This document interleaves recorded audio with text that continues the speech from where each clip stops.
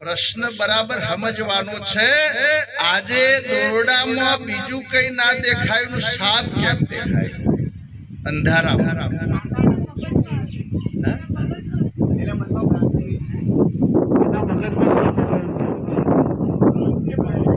એને સારો પ્રયત્ન કર્યો છે। સીધો જવાબ એવો છે કે પહેલા સાપને જોયેલો હતો।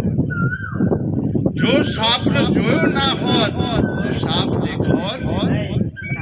આજે સાહેબ એવી ભ્રાંતિઓ આપણા ગુરુ મહારાજે કાઢી છે।